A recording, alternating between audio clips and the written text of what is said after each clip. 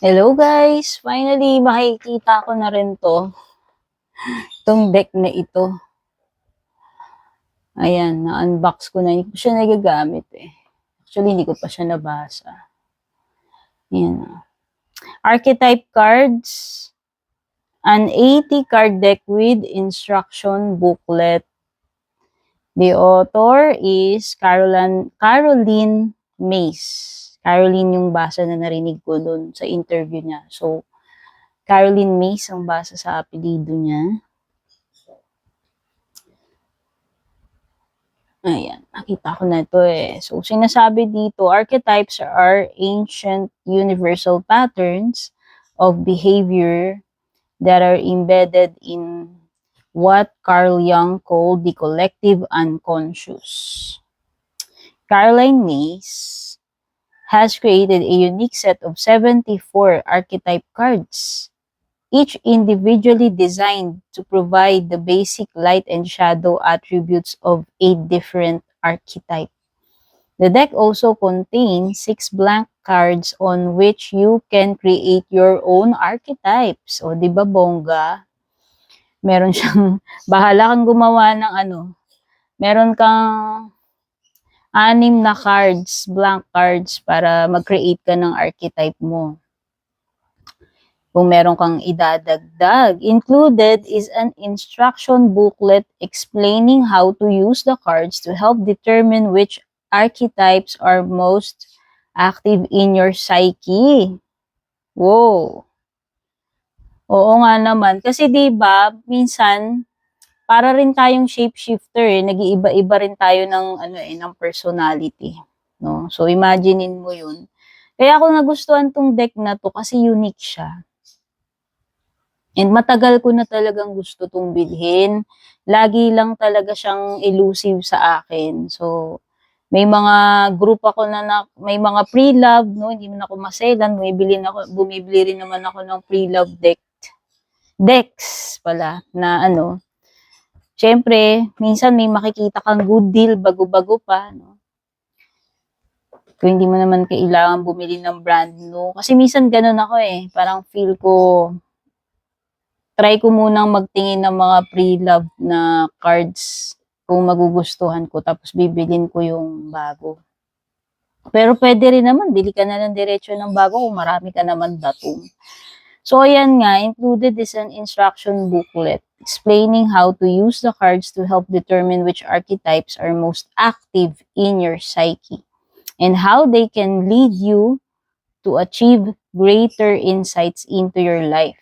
The deck is suitable to be used by itself in conjunction with Caroline's book, Sacred Contracts. Wow, parang gusto ko tuloy basahin yung book ni Caroline Myss na yan. Or with any of her workshops and seminars. So, itong deck na to, ang publisher nito ay si Hay House. Ang cute niya, red na parang may mga pattern siya. Very glossy yung box, glossy yung cover ng book, pati yung cards, no? Ito yung guidebook. This instruction booklet accompanying the archetype cards explains how to use the cards to help determine which archetypes are most active in your psyche and how they can lead you to achieve greater insights into your life. Caroline Myss is a pioneer in the field of energy. Ayun siya. In the field of energy medicine and human consciousness. Since 1982, imagine mo, gano'n na pala katagal to si Caroline Myss. Ilang taon lang ako nun, bata lang ako nun eh. She has worked as a medical intuitive, wow, one who sees illnesses in a patient's body by intuitive means. Wow, very gifted siya. Imaginein mo. Doktor na, intuitive pa. She specializes in assisting people in understanding the emotional, psychological, and physical reasons why their bodies have developed an illness. Her New York Times best-selling books include Anatomy of the Spirit, Why People Heal, and How They Can End Sacred Contracts. Na-curious ako. Parang gusto ko tuloy tignan yung mga books ni,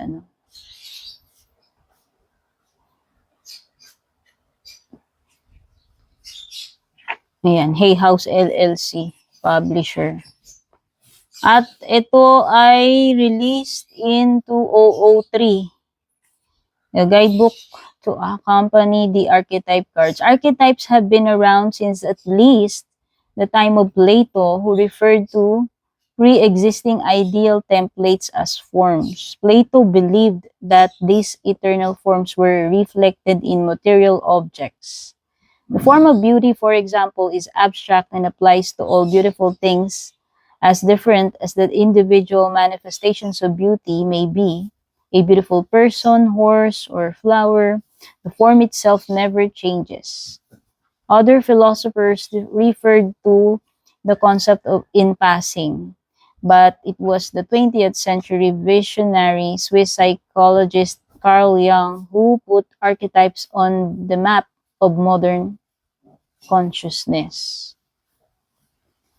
In essence, most archetypes are psychological patterns derived from historical roles in life, such as the mother, child, trickster, prostitute, and servant. They can also be universal events or situations, such as initiation or death and rebirth, along with our individual personal unconscious, which is unique to each of us. Jung believed that there exists a second psychic system of a collective, universal, and impersonal nature that is identical in all individuals.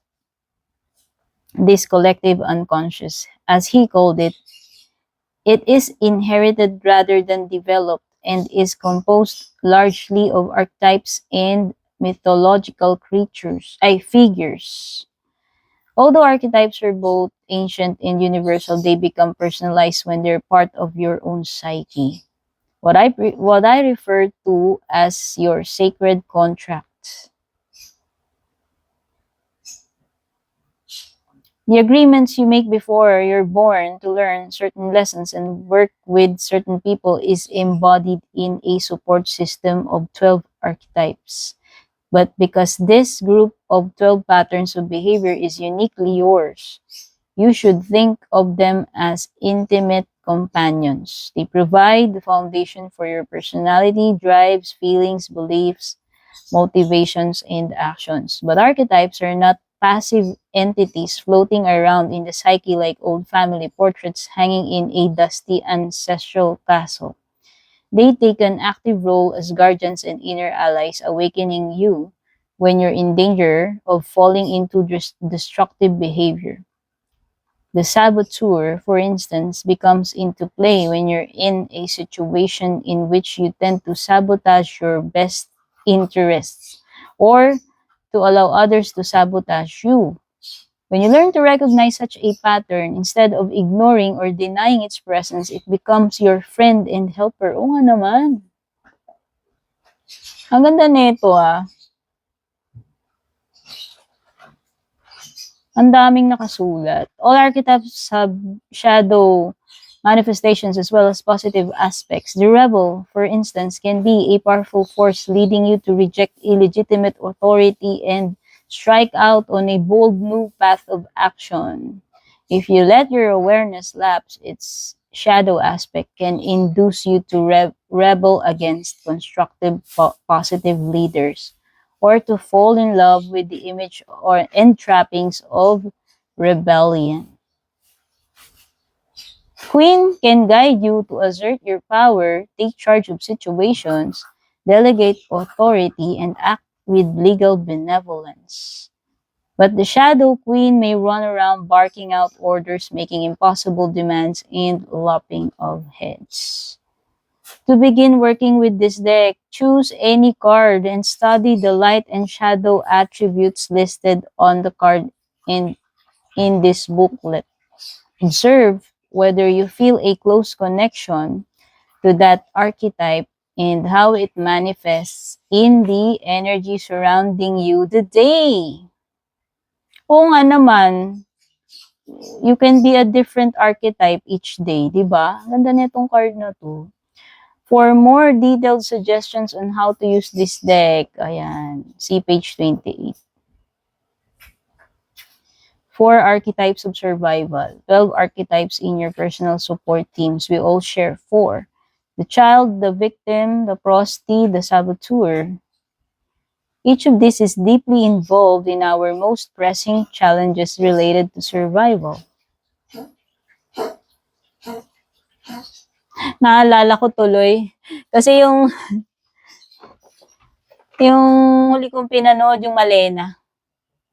Alam nyo ba yon yung movie ni pangalan nito, Monica Bellucci. Napakagandang babae. Siguro kung ako tatanungin, para sa akin siya yung pinakamagandang babae na nakita ko. Ha? So, ayan. Ito, sinasabi rito, meron daw 4 na archetypes for survival. Si child, si wounded child, abandoned orphan. Ay, sino ba to? Hindi pala yun. Si child, si victim, si prosti, tsaka si saboteur.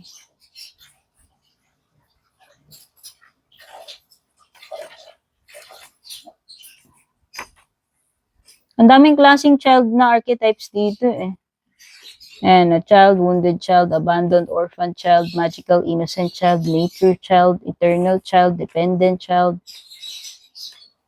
Whoa.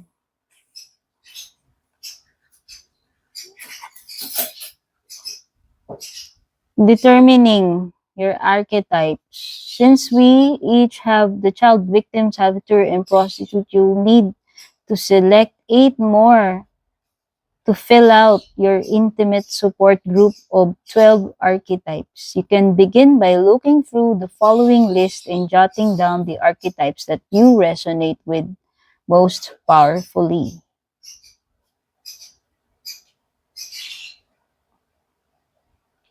So, pipili ako ng 12.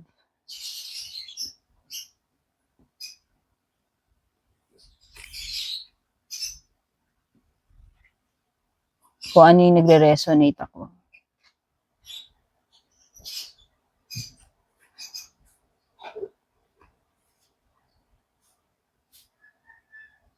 Eight more. So, child victim, saboteur, and si prosti. Tapos mag-select ka pa ng 8 more para makompleto mo yung support group mo na 12 archetypes. Keep in mind that your attraction may be positive or negative. That is, an archetype may represent qualities that are important to you as well as some that you wish you had in greater abundance or qualities that you would rather not have. Note, some of the archetypes in this list don't appear as individual cards in the deck. They're closely related to an archetype that does appear on a card, so they can appear in parentheses in the concise summary of archetypes.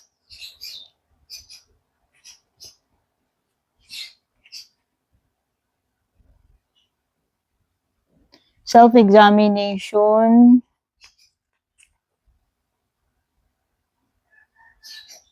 Some of the archetypes in the list will jump out at you as if to say, you know me, I've been part of your life ever since you can remember.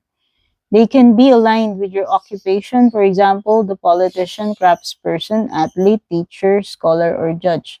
Or they could be important characteristics that define your nature apart from your work.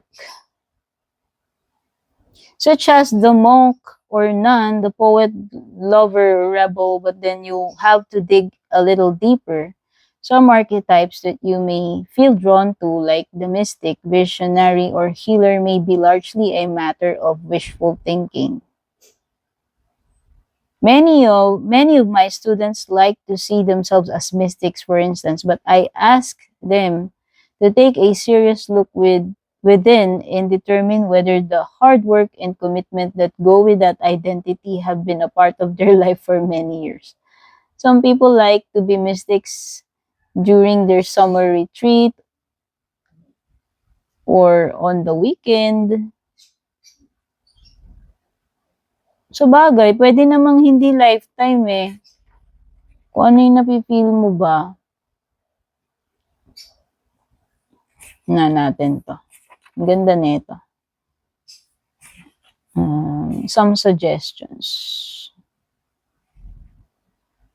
Once you've decided on your 12 primary archetypes, including the child, victim, saboteur, and prosti, choose one with the intention of observing its characteristics in your own behavior.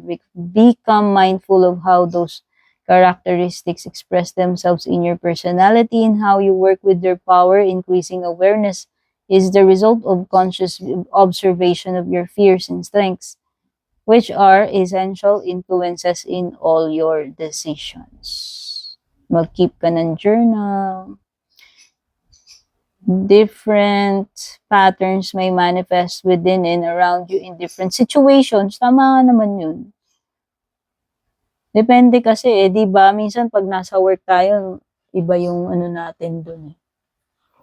Iba tayo eh. Pag nasa bahay ka, iba ka rin, di ba? Napaka-fascinating nitong deck na to. So, ayan na. Yung unang card is the Addict. Conspicuous consumer, glutton, workaholic, or we also see gambler. Not limited to. Helps you recognize when any external force has more authority over your willpower than your inner spirit does. Perseverance in breaking its hold empowers your psyche.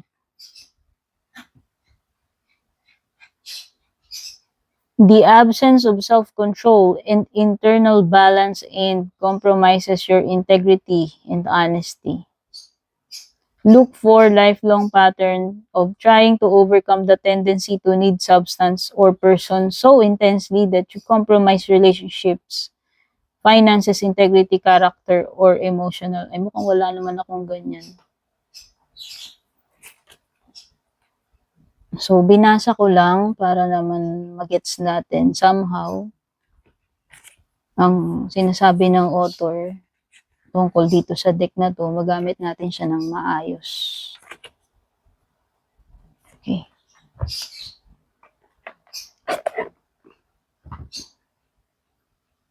Bango-bango pa niya kasi bago. Vago. Ayan, so very bright red. Red na red, no? So, napansin ko may mga scratches yung cards nung binalatan ko.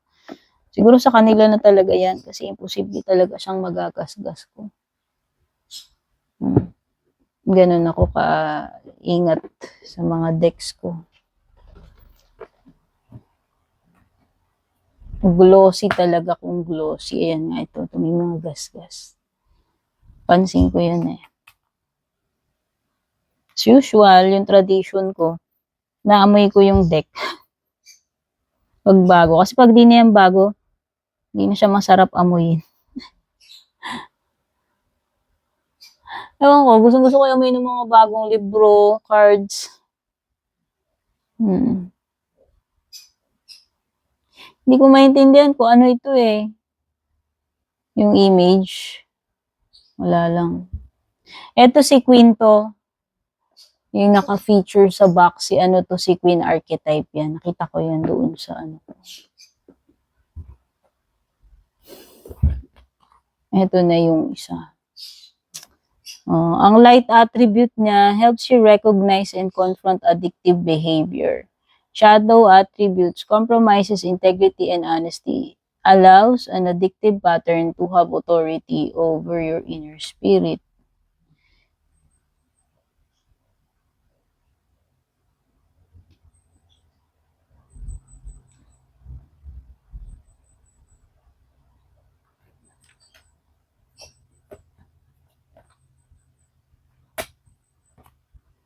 Alchemist. Si magician to eh. Transformation, oo nga, magician. Transformation of base motives and goals into golden wisdom. The magician talaga to. Ang shadow niya, misuse of power and knowledge that come through spiritual practice. Ay, meron palang mga damage yung ibang cards. Parang may mga gasgas sila, dent na ewan. Kaloka. Hindi ko pa siya nagagamit. Binuksan ko pa lang, ganyan na yan.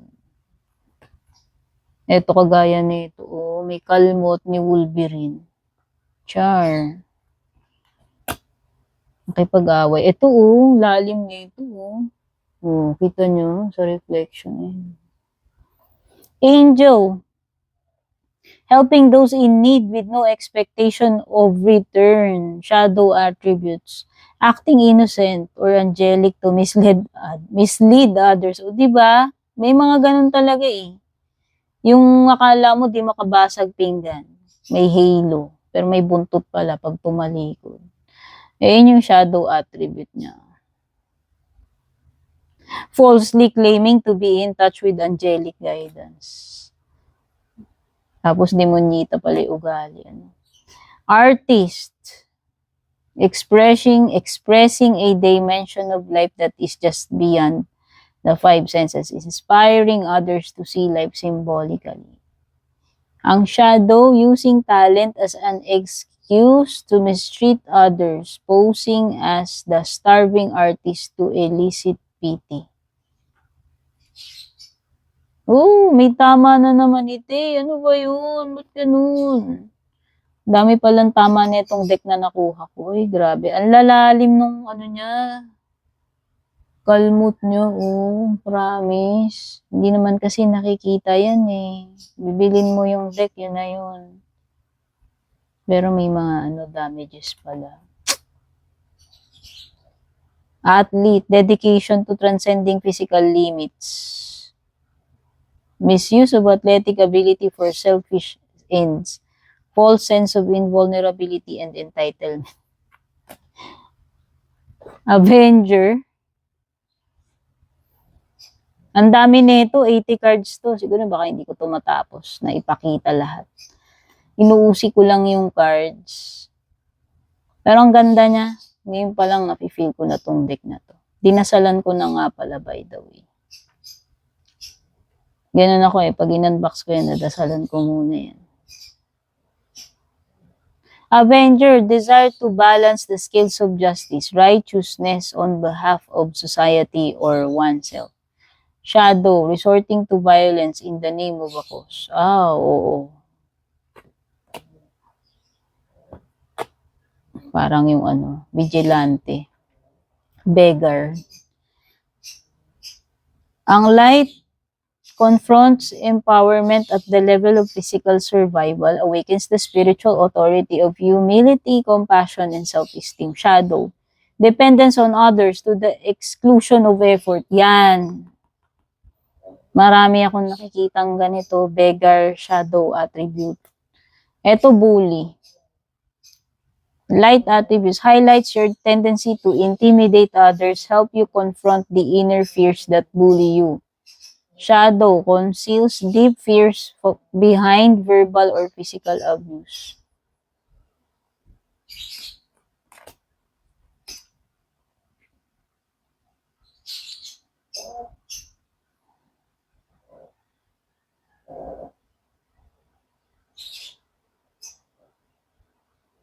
Divine child. Child eternal. Determination to remain young in body, mind, and spirit. Parang ito, meron akong ganitong attribute eh. Aning shadow, inability to grow up and be responsible, extreme dependency on others for physical security. Tanungin ko muna yung sarili ko, totoo ba yun? Ito yung light, oo. Nakaka-relate talaga ako rito. Sa child eternal. O baka ito yung child ko.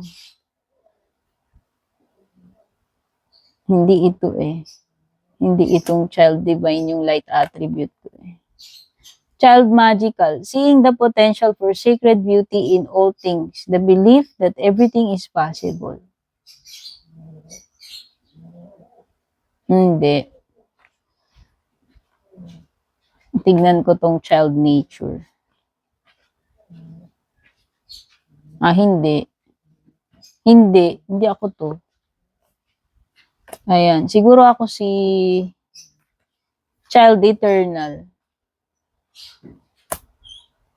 Dapat dito maging honest ka dun sa mga attributes mo, light and shadow. Kung hindi siya magwo-work. Iba, yun naman ang silbi na itong deck na ito eh.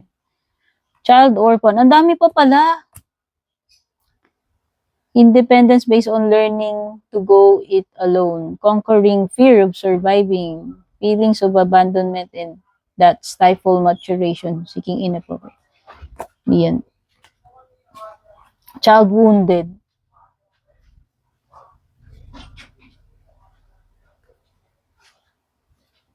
Hindi. Hindi ako yan. Hindi ako nagbe-blame ng mga dysfunctional relationships on childhood wounds. Hindi ako yan. Companion. Siguro, kung ano man ang child, ko dito, archetype ko ako si child eternal. Ito. Gusto ko to. Nakatawa ka agad ako nung nabasa ko. Sabi ko, parang ako yun. Companion.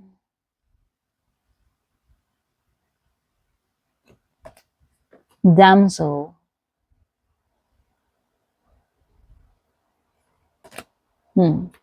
Destroyer.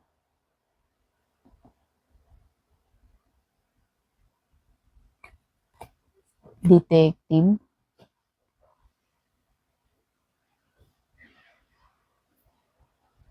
Ganda nito. So, hanapin ko muna kung ano yung mga archetypes ko. Dapat maka-form ako ng 12. Kasama yun nga yung saboteur, prosti, child, saka yung mother. Delitante. Yeah, parang ako to.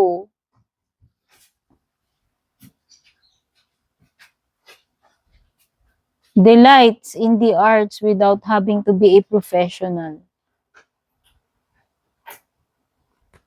Pwede. Ito si Don Juan. Seductive qualities. No, hindi ako yan. Engineer. Ability to give creative energy, a practical expression, talent for designing resolutions to common dilemmas. Pwede. Engineer.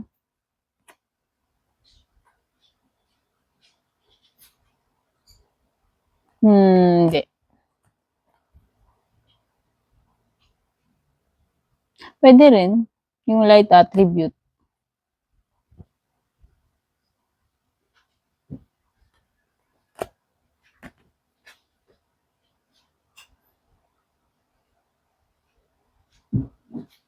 Hindi.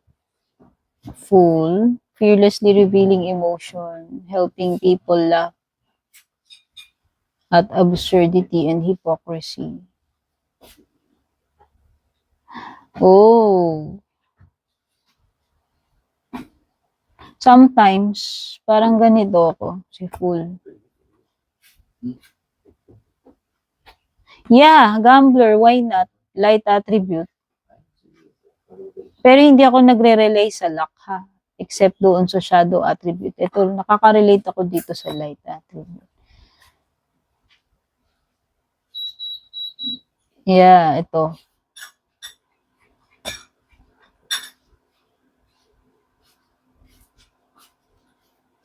Goddess.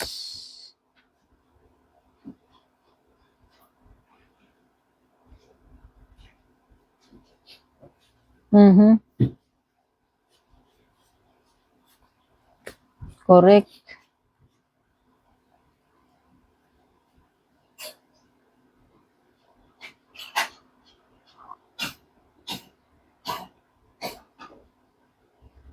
Ang dami. Actually, ang ganda nitong deck na to. No, so, sinishare ko lang sa inyo. Healer. Passion to serve others by repairing the body, mind, and spirit. Ability to help transform pain into healing. So, yan.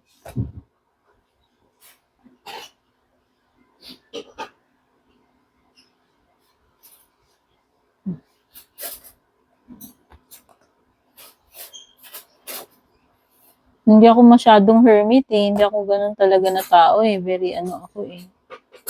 Sociable. Hindi rin ako ano sa passion for a journey. Judge, oo, pwede.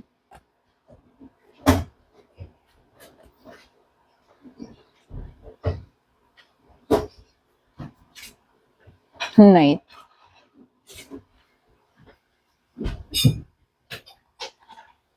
The lover, ito. Uy, ganito ako. Libra ba naman eh? Ruled by Venus. Ouch. Oo. Parang ako to. Isa to sa archetype ko. So, nakapili ako kanina.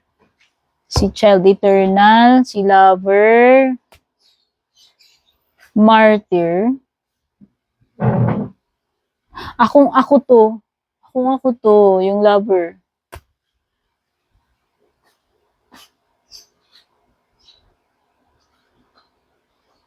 Martyr? Hindi masyado. Hindi yata.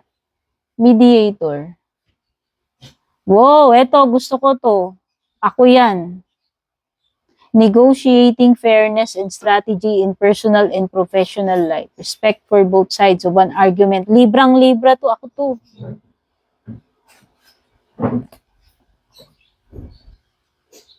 Gusto ko rin tong mentor.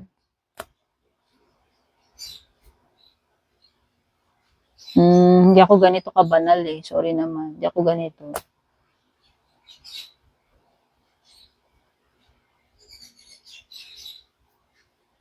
Hindi ako Midas eh.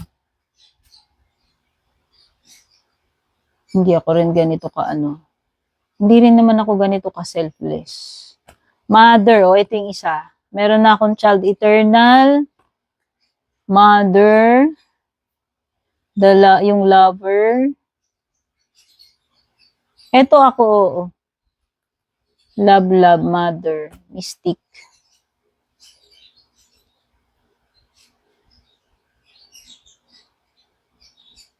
Hindi ko masabi. Networker. Pwede. Networker. Pioneer. Passion for doing and creating what has not been done before. Pwede. Pwede akong maging ganito. Poet. Hindi ako poet. Channel for spiritual energy. Hindi ako sure.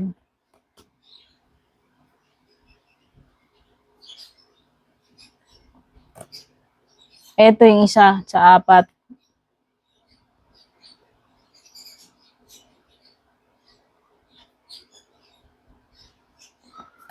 Queen. Radiates the regal feminine. Uses her benevolent authority to protect others.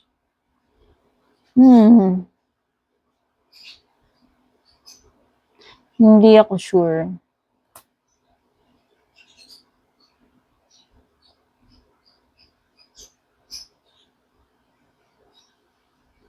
Challenges authority to effect social change. Rejects spiritual systems that do not serve. Hindi yata ako yan. Ano ba yung sa baba? Hindi. Hindi ako rebel. Bata pa lang ako, hindi na ako ganun eh. Rescuer? Yeah, pwede. Pwede ako dito sa rescuer. Ito na yung saboteur yung isa.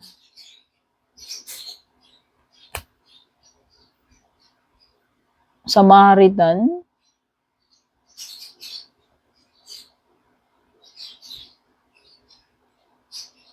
Pwede. Pag may topak. Scribe. Pwede. Ito pwede. Seeker. Pwede rin. Servant. Serving, pwede naman ako maging servant. Hindi nga lang lagi. Depende yan. Shapeshifter.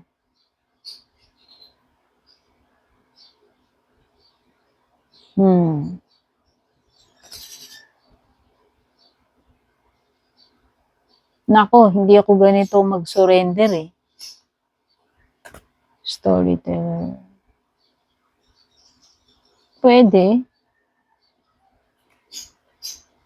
Student. Humility and devotion to knowledge, openness to lifelong learning. Oo naman. Teacher. Yes, pwede. Pero madalas wala akong patience. Lalo na sa mga arogante.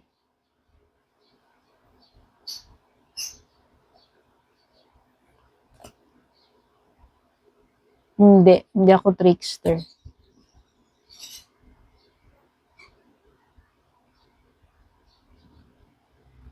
Pwede.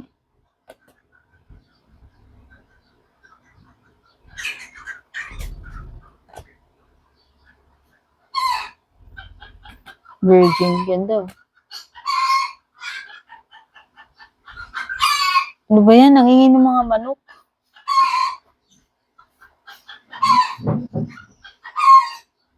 Visionary, capacity to envision what is not yet conceivable to others. Willingness to proclaim a vision.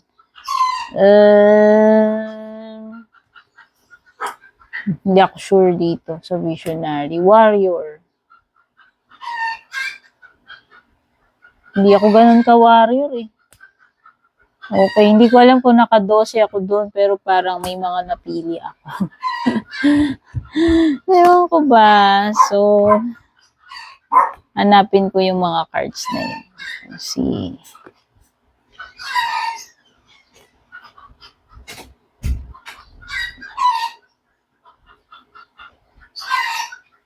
Ito, si artist. Si artist. 1.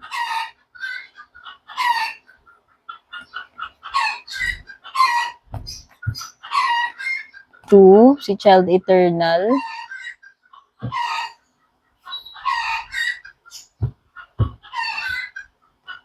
3, companion. Pwede akong maging companion eh. Loyalty.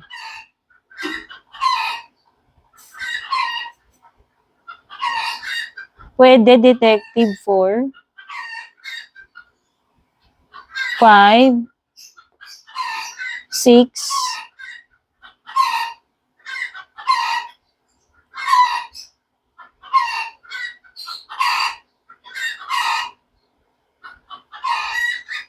7. 8.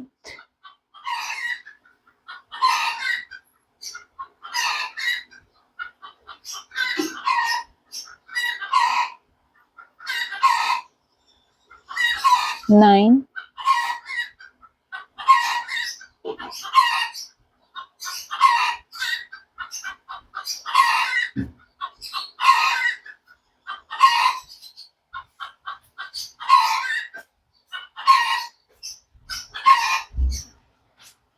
10.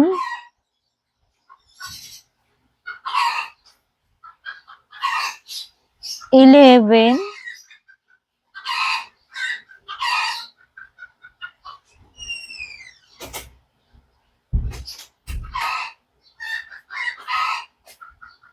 12. So, yun. Nakabuo rin ako ng 12. O, meron na. Actually. So, yan yung napakagandang archetype cards ni